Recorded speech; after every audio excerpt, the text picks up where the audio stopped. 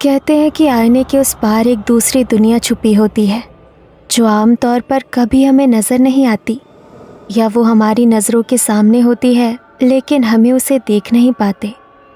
दादी कहती थी आईने की दुनिया के पीछे अतृप्त आत्माओं का घर होता है, लेकिन ये बात कितनी सच है या फिर महज बचपन में सुनी कुछ कहानियाँ हैं।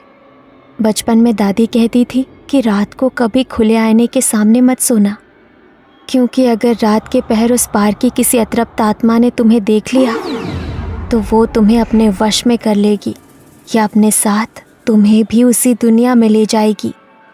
बचपन में तो मुझे दादी की ये बातें सुनकर बहुत डर लगता था, लेकिन जब बड़ी हुई तो उनकी हर बात में मुझे अंधविश्वास और बच्चों को बहलाने वाली कहानियों के सिवा और कुछ नज़र नहीं आया।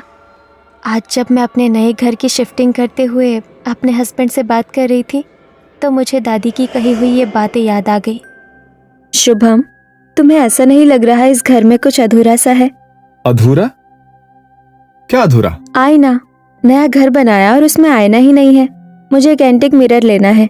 मैंने सुना है बंजारा मार्केट में काफी अच्छी एंटिक चीजें मिलती है। चलो ना, आज वही चलते हैं। ठीक है मैडम, जैसा आपका हुक्म। नीति शुभम के साथ बंजारा मार्केट गई। पूरे मार्केट में खूबसूरत एंटिक सामान की भरमार थी। नीति ने काफी सारी दुकानों पर कई सारे आईने देखे, लेकिन जैसा आईना उसे चाहिए था वो उसे कहीं भी नहीं मिल रहा था। उफ यार, मैंने तो सुना था यहाँ पर सब कुछ बहुत ही अच्छा मिलता है, लेकिन जैसा आईना मुझे चाहिए वैसा कहीं नहीं है। नीति ने तो इतना कहा ही था कि तभी एक बंजारन अचानक उसके सामने आकर खड़ी हो गई। आईना चाहिए ना छोरी तने? हमारे साथ चल, इतना सुंदर आईना है हमारे पास। तू देख लेगी ना तो तने देखते ही पसंद आ जाएगा।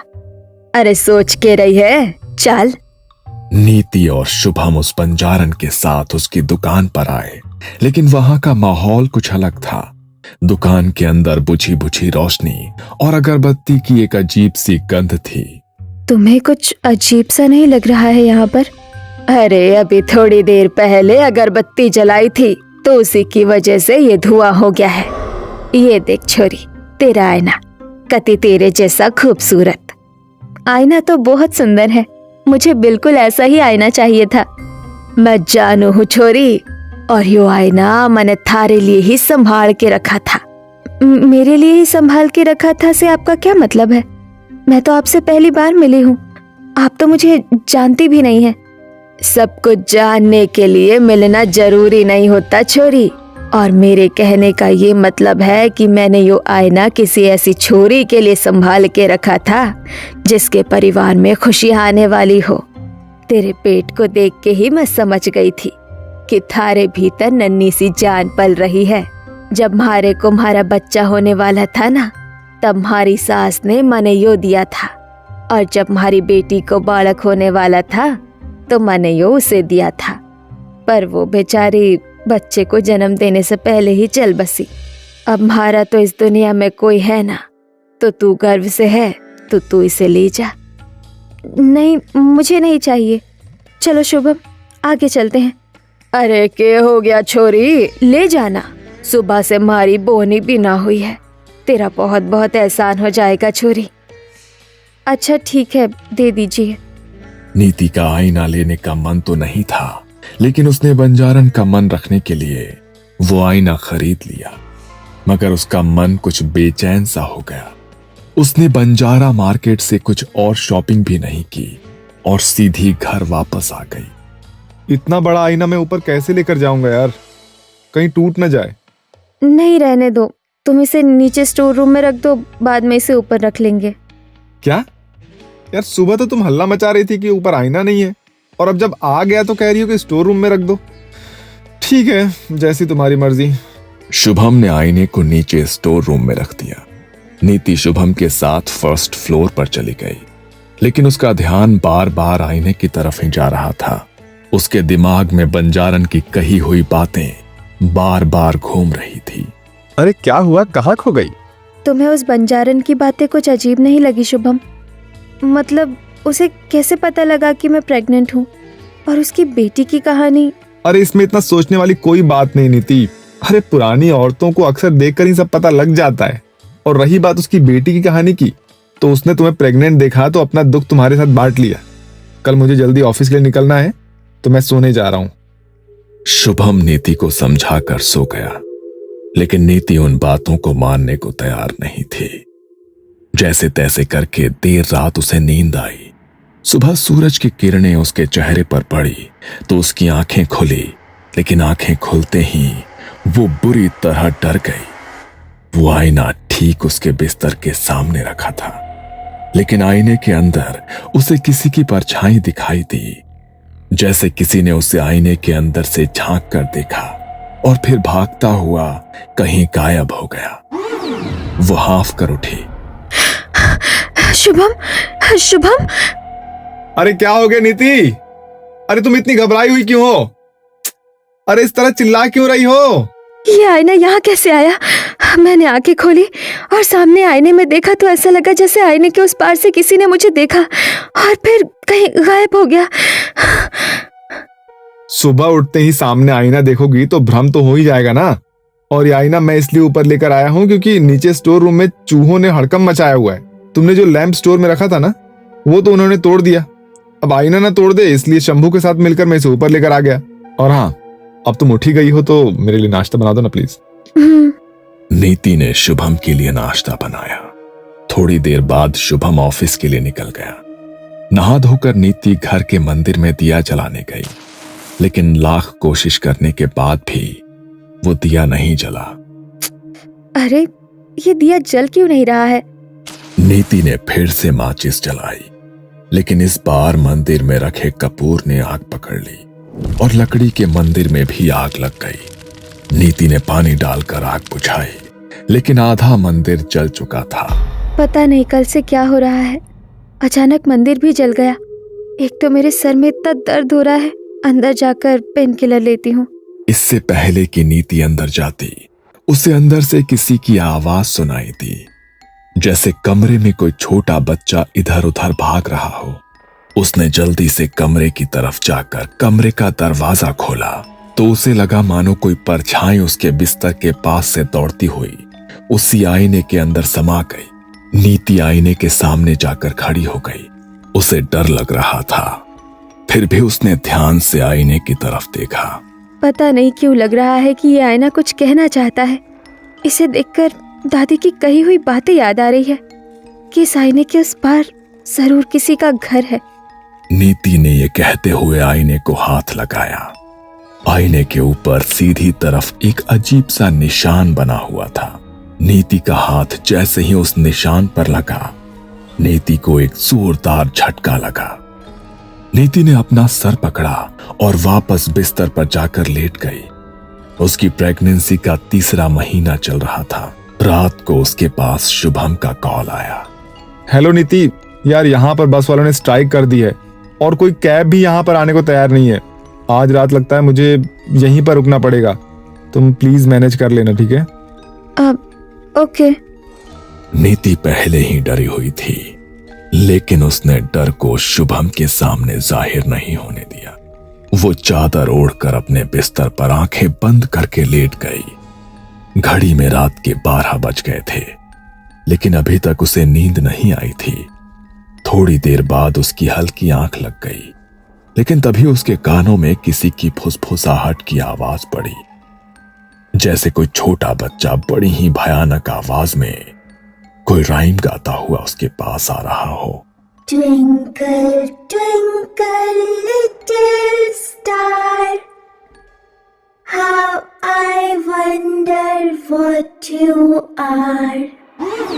तभी उसकी नजर सामने आईने पर पड़ी और आईने के अंदर का भयानक दृश्य देखकर नीति की रूह कांप गई। आईने में एक बेहद भयानक छोटा बच्चा उसे दिखाई दिया। उसने अपने हाथों से अपनी गर्दन को मरोड़कर तोड़ दिया और अपनी गर्दन अपने हाथों में लिए नीति की तरफ बढ़ने लगा।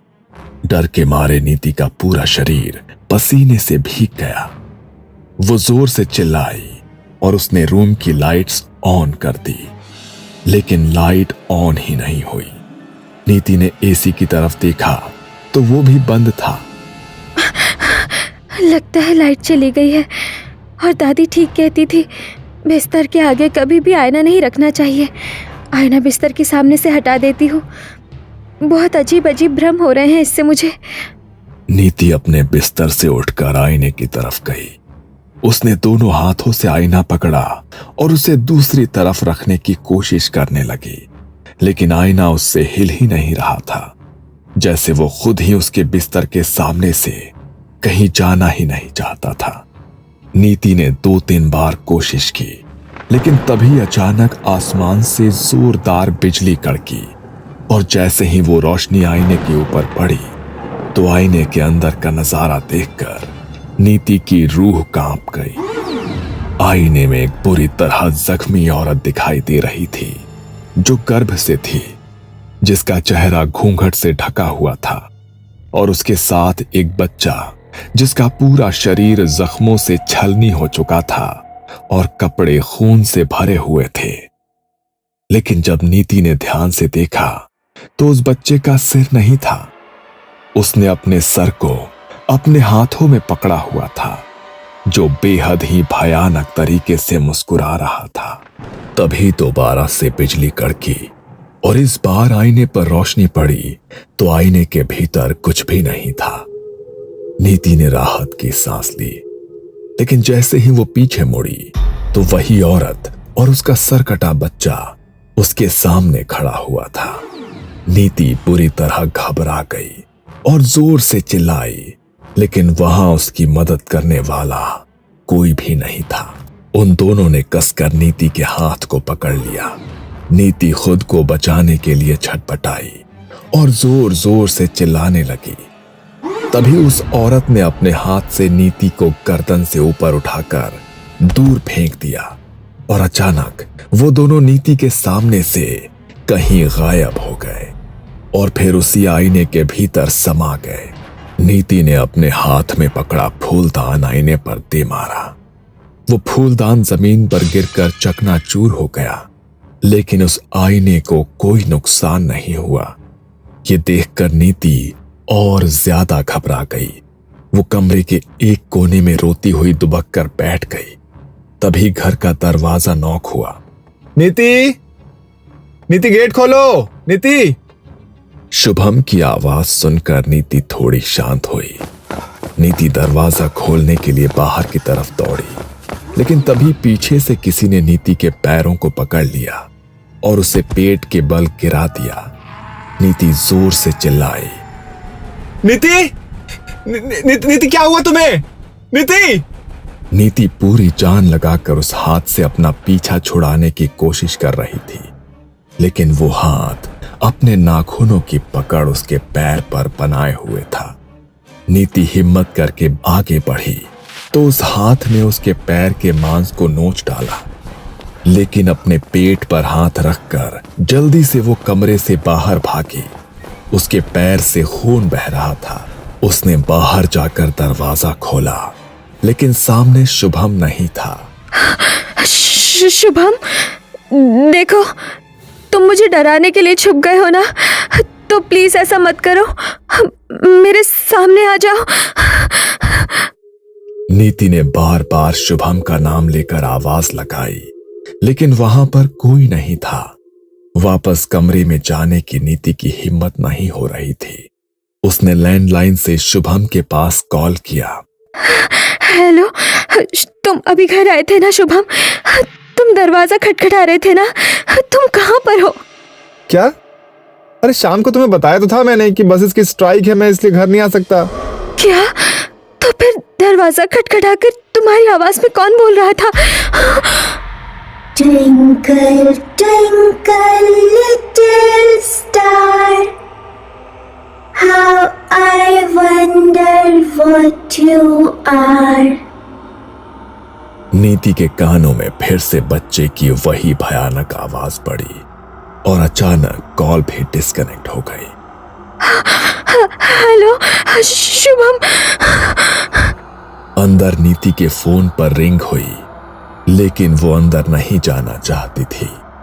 पर ना चाहते हुए भी उसके पैर अपने आप कमरे की तरफ बढ़ने लगे। उसने खुद को रोकने की बहुत कोशिश की, लेकिन वो अपने आप को रोक नहीं पाई। वो कमरे में गई। उसके कमरे में जाते ही कमरे का दरवाजा अपने आप बंद हो गया और कमरे में बच्चे की वही भयानक आवाज गूंज उठी। Twinkle, twinkle, little star, how I wonder what you are. नीति ने नजर घुमाकर इधर उधर देखा तो आईने में उसे वही सरकटा बच्चा दिखाई दिया जो अपनी गर्दन हाथ में लेकर ये पोयम गुनगुना रहा था। आखिर क्या बिगाड़ा है मैंने तुम्हारा? क्यों मेरे पीछे पड़ गए हो तुम? नीति के इतना कहते ही कमरे में एक जोरदार चीख गूंजी, लेकिन वो चीख उस बच्चे की नहीं बल्कि उस औरत की थी। वो बच्चा नीति के सामने आकर खड़ा हो गया और उसे घसीटता हुआ आईने के सामने लाकर खड़ा कर दिया। आईने के अंदर वही घायल औरत थी। उसने अपने चेहरे पर घूंघट लिया हुआ था। उसने जैसे ही अपना घूंघट हटाया तो नीति की जान सूख कर उसके हलक में अटक गई। तुम? आईने के उस पार जो औरत खड़ी थी, उसका चेहरा हूबहू उसी बंजारन जैसा था जिसने उसे वो आईना बेचा था। तुम? ये चेहरा तो हूबहू उसी औरत से मिल रहा है जिसने मुझे ये आईना बेचा था। ये सब मेरे साथ क्या हो रहा है? याद कर वो रात माणिक नगर में नशे में गाड़ी चलाकर जब तूने एक औरत और उसके बच्चे को मार दिया था। वो मैं ही थी। तूने मुझे मारा, मेरे 5 साल के बच्चे को बेरहमी से मार डाला, अपनी गाड़ी के नीचे रौंद डाला। मेरे पेट में एक नन्ही जान पल रही थी, तूने उसे भी मार डाला। उस दिन से लेकर आज तक मेरी माँ तुझे ही ढूंढ रही थी और देख, तू मेरी माँ को मिल गई और अपने हाथों से तू मुझे अपने घर ले आई। जब तू वहां से भाग रही थी ना, तब देख लिया था मेरी माँ ने तुझे और उस दिन से वो बस तेरे ही इंतजार में थी। बंजारन भाग के आ रही है अपनी प्रेग्नेंट बेटी और नाती के पास जिनका एक्सीडेंट हो गया है। बच्चे का सर धड़ से अलग हो गया है। उसने नीति का चेहरा देख लिया, लेकिन नीति भाग गई वहां से। मारे नाती को मार डाला। पर तू चिंता ना कर मेरी बच्ची, मैं तुझे कुछ ना होने दूंगी। बंजारन का नाती तो पहले ही मर चुका था, लेकिन उसने अपनी बेटी और उसके पेट में पल रहे बच्चे के लिए जल्दी से एम्बुलेंस के पास फोन किया। लेकिन जब तक एम्बुलेंस वहां पहुंची, तब तक उसकी बेटी की जान भी जा चुकी थी। बंजारन उनके पार्थिव शरीर को अपने घर में लेकर आई। उसके ऊपर दुखों का इतना बड़ा पहाड़ टूट गया था कि वो अपने आंसुओं को रोक नहीं पा रही थी। इस दुनिया में थारे सिवा हमारा था ही कौन? हमारी बच्चे, हमारा नाती, तेरे पेट में पलने वाले बालक ने भी मार गई। पर मैं उसे जिंदा न छोड़ूंगी। अपना बदला तो उससे खुद लेगी छोरी। बस एक बार वो मने मिल जाए, उसकी जिंदगी तो मैं बर्बाद कर दूंगी। बंजारन की बेटी और नाती की अकाल मृत्यु हुई थी, इसलिए वो चाहकर भी मुक्त नहीं हो सकते थे। तो बंजारन ने उनके अंतिम संस्कार से पहले काले जादू से उनकी आत्माओं को एक आईने के भीतर कैद कर दिया। उसने नीति का चेहरा देखा था। उसने अपने हाथों से उसके चेहरे का चित्र बनाया और उसके ऊपर तंत्र विद्या करके उसे अपने पास बुला लिया। नीति अपने मन से बंजारा मार्केट नहीं गई थी, बल्कि ये सब बंजारन ने खुद किया था। अब तो तू सब समझ गई होगी ना। अपना बदला तो मैं आज लेकर जाऊंगी। तूने हमारे साथ हमारे बच्चे को भी मार डाला था ना, तो आज तेरे साथ थारा बच्चा भी हमारे साथ ही जाएगा। नहीं, मैं तुमसे माफी मांगती हूँ। प्लीज मुझे माफ कर दो, प्लीज मुझे माफ कर दो। नीति ने जैसे ही ऐसा कहा, आईने के उस पार से उस भयानक औरत और उस बच्चे की जोरदार चीख सुनाई दी।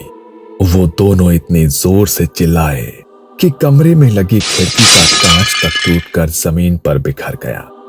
उनकी चीख इतनी तेज थी कि उस आवाज को नीति बर्दाश्त नहीं कर पाई और उसके कानों से खून निकलने लगा, मानो जैसे उसके दिमाग की नसें फट गई हों।